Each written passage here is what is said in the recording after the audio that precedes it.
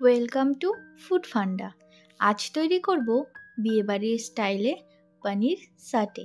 বাইরে থেকে মুচমুচে এবং ভেতর থেকে সফট। চলুন রেসিপিটি শুরু করা যাক। সবার প্রথমে একটি চপিং বোর্ড নিয়ে নিয়েছি এবং নিয়েছি 200 গ্রাম পনির। একটি ছুরির সাহায্যে পনিরগুলোকে কিউব করে কেটে নেব।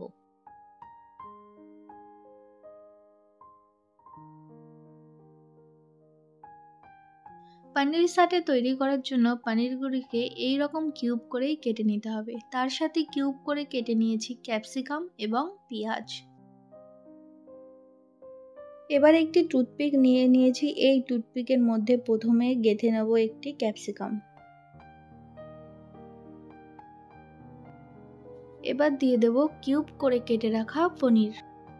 এবার দেব কেটে রাখা পেঁয়াজ। এইভাবে আমি সবকটি পনির সাটে তৈরি করে নেব। এবার পনির সাটেগুলিকে ম্যারিনেট করে নেব।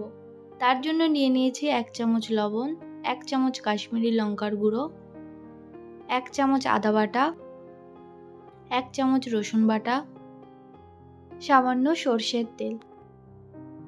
এই সবকটি উপকরণ দিয়ে খুব ভালোভাবে ম্যারিনেট করে নেব।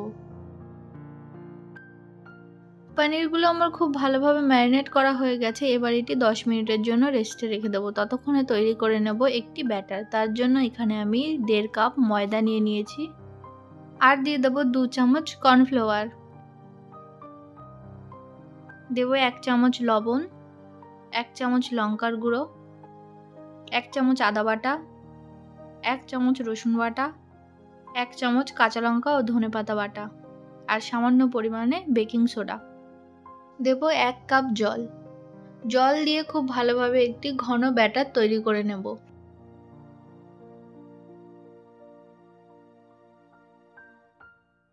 ব্যাটার আমার খুব ভালোভাবে তৈরি করে নেওয়া হয়ে গেছে। এবার পনিরের কিউবগুলিকে ব্যাটারের মধ্যে ডিপ করে গরম তেলের মধ্যে লো টু মিডিয়াম হিটে ডিপ ফ্রাই করে নিলেই তৈরি হয়ে যাবে বিয়েবাড়ির স্টাইলে পনির সাটে।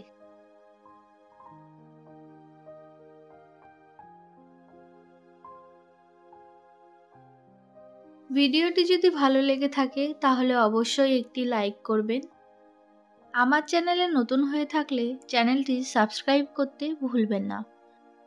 নতুন নতুন রেসিপি দেখার জন্য অবশ্যই পাশে থাকুন।